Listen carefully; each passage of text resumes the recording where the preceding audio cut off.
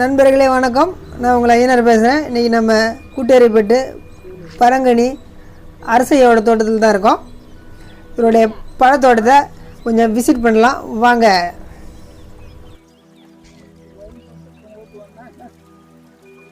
பழத்தோட்டத்தில் தான் இருக்கிறோம். இங்கே எல்லா வகையான பழங்களும் நம்ம வச்சுருக்காங்க. அது என்னென்ன இருக்குன்றதையும் பார்க்கலாம். அதில் என்னென்ன கரெக்ஷன் இருக்குன்றதையும் நம்ம பார்க்கலாம். இந்த மரங்களை வந்து வேக வளர்ச்சி இல்லை அப்படின்னும் போது நம்ம இதுக்கு வந்து இதுக்கு இடையில் நம்ம ரெண்டு மரங்கள் வைக்க சொல்கிறோம். ஒன்று வந்து அகத்தி, இன்னொன்று வந்து பார்த்திங்கன்னா முருங்கை. இப்படி அடர்த்தியாக வைக்கும்போது நம்மளுக்கு நிழல் ஒன்று கிடைக்குது. அது அந்த இலைகள் விழுந்து விழுந்து விழுந்து விழுந்து என்ன பண்ணுறது, இலை மக்கு உருவாகுது. ரெண்டாவது அதை வெட்டி நம்ம போடும்போது மூடாக்காவும் அமையுது. இப்படி மூடாக்கா அமையும் போது நம்மளுக்கு பில்லு வர்றது வந்து தடுக்கப்படுது. அந்த இலை மக்கு உருவாகும் போது நமக்கு தேவையான உரச்சத்துக்கள் வந்து கிடைச்சிடுது, மண் சத்துக்கள் வந்து கிடைச்சிடுது. அதையும் நம்ம பார்க்கலாம். இது ஜெரி கலா செடி. பார்த்தீங்கன்னா உங்களுக்கு வந்து இது நம்ம ஏற்கனவே நம்ம தோட்டத்தில் கூட நம்ம விதை போட்டிருந்தோம், செடி பிளான்ட் உருவாக்கியிருந்தோம், பார்த்துருப்பீங்க. அந்த அந்த பெரிய வகை ரக கலா செடி வந்து செரி கலான்னு கூட சொல்லுவாங்க. ஏன்னா நம்ம கடைகளில் செரி பழம்னு சொல்லிட்டு விற்பாங்க கலர் போட்டு. அந்த செடி தான் இது. நம்ம இது ஊறுகாய்க்கு தான் அதிகமாக பயன்படுத்துகிறாங்க. இது வந்து உயிர் வேலியாக நம்ம வந்து பயன்படுத்துகிறோம். தோட்டத்தில் வந்து நம்ம நல்ல ஒரு சிறந்த உயிர் வேலியாக அது பயன்படுத்துகிறோம். நிறைய மருத்துவ பயன்கள் உடையது இந்த செடி.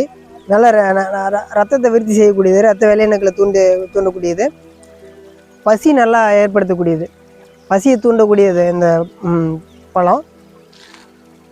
இது நல்லா அடர்த்தியாக வளர்ந்துருச்சு அப்படின்னா நம்மளுக்கு வந்து உயிர் வேலையாக இருக்கும். கீழே வந்து நம்ம இப்போ இந்த மாதிரி கோழிகள்லாம் வளர்க்கணும் அப்படின்னா இது கீழே வந்து விட்டுடலாம். இது கீழே வந்து பார்த்திங்கன்னா உங்களுக்கு வந்து இப்போ வந்து பருந்து வருது, ஒரு கோழி வந்து தூக்க வருது அப்படின்னா நம்ம இந்த மாதிரி இந்த அடர்த்தியாக நல்லா படர்ந்து வந்துடும். 10 அடிக்கு மேலே வந்து 15 அடி வரைக்கும் படரும். இது நல்லா படர்ந்து கொடை போல் ஆகிடும். இது போல் கொடை போல் ஆகிடுச்சுன்னா இது கீழே வந்து நம்ம கோழியெல்லாம் போய் வந்து தங்கிக்கும். திடீர்னு பருந்து வருது அல்லது ஏதாவது பயம் இருக்குது அப்படின்னா அதுக்குள்ளே போய் வந்துடும். இதுக்குள்ளே வந்து பருந்து பார்க்க முடியாது. அது வந்து கோழி வளர்க்குறதுக்கு இது ஒரு எளிமையான வழிமுறை. கடமை மரம்,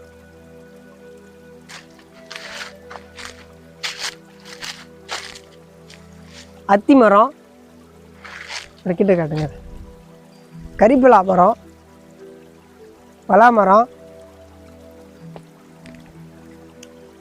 அசோக மரம், சிசு மரம்,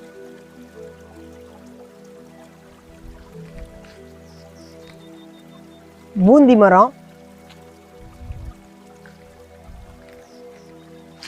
மகோகனி,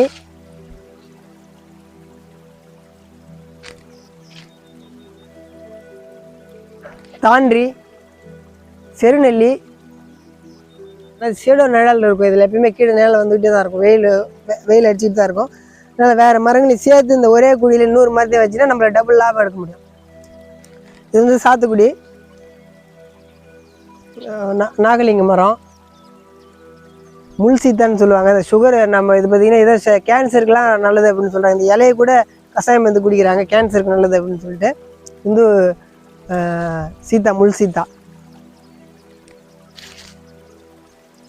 இதை வந்து வாட்டர் ஆப்பிள், தண்ணீர் பழம்னு சொல்லுவாங்க, வாட்டர் ஆப்பிள்னு சொல்லுவோம். இந்த பழம் ஒளிஞ்சு பழம் செடி. இது வந்து சீத்தா,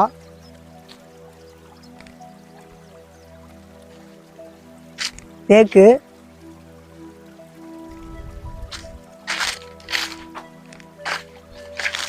மந்தாரை, பூமரம்,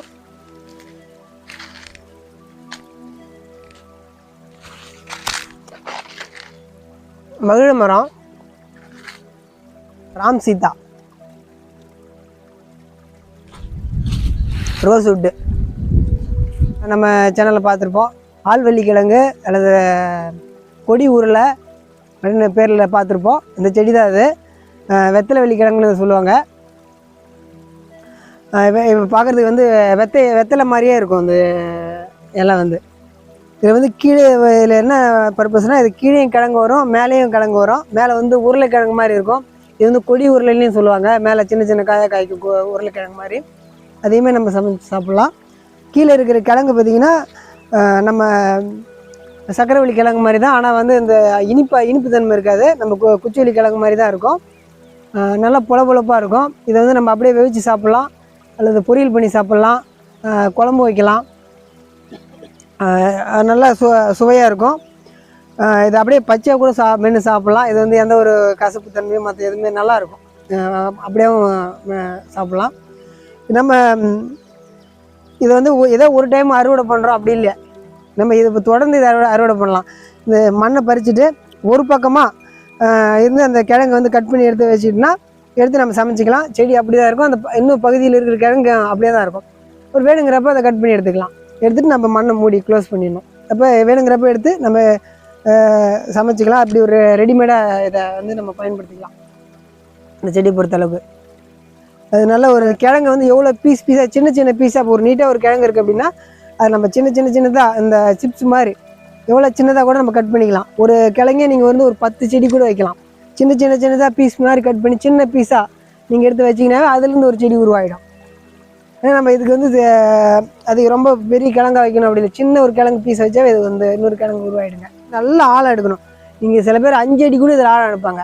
இந்தளவுக்கு ஆழம் எடுத்து அதில் வந்து வேற ஒரு உமியோ அல்லது எருவு இந்த போல் இலைத்தழை தழைகள் இதெல்லாம் நல்லா கொட்டி அது மேலே அந்த மண்ணை மூடி அதில் கிழங்கு வச்சிட்டிங்க அப்படின்னா அந்த வளர அந்த கிழங்கு இருக்கிற எந்த அளவுக்கு தளர்வாக இருக்க பூமி அந்த அளவுக்கு நல்லா வளர்ந்து நல்லா 5 அடி நல்லா ஆழம் எடுத்துன்னா அது ஃபுல்லாக கிழங்காவே மாறிடும். இதில் ஒரு 100 கிலோ கூட ஒரே செடியில் வரும்.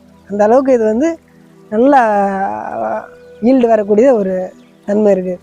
ஒரே செடியில் 100 கிலோ எடுக்கலாங்க. இந்த பழத்தோட்டத்துக்கு நடுவில் ஒரு அழகான கெஸ்ட் ஹவுஸு சிம்பிளாக ரொம்ப அழகாக கட்டியிருக்காரு. அதான் நீங்கள் பார்த்துக்கிட்டு இருக்கீங்க. அழகாக பூ பூத்துருக்கு. இதுதான் வந்து ஸ்டார் ஃப்ரூட்டு. நீங்கள் கேள்விப்பட்டிருக்கீங்க, கடையெல்லாம் சாப்பிட்ருப்பீங்க. இந்த செடி இது இப்படி தான் இருக்கும். பார்த்துங்க. ஸ்டார் ஃப்ரூட்ஸ் வந்து பழம் கூட இருக்கான்னு பார்க்கலாம். இந்த பாருங்கள், கிட்ட வாங்க, பழம் கூட இருக்குது. சாப்பிட்டு பார்க்கலாம்.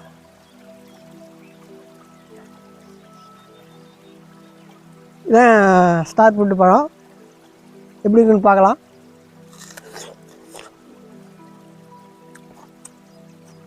நல்ல புளிப்பு, நல்லா பழுக்கலை, ஓரளவுக்கு காயாக தான் இருக்குது. நல்ல புளிப்பு சுவை நல்லா இருக்குங்க.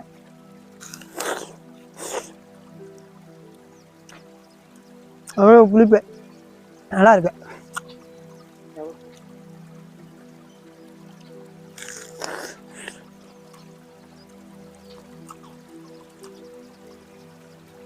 நம்ம நண்பர் தான் எடுத்தாரு. நீங்கள் ஒன்று சாப்பிட்டு பாருங்க. இருந்தாங்க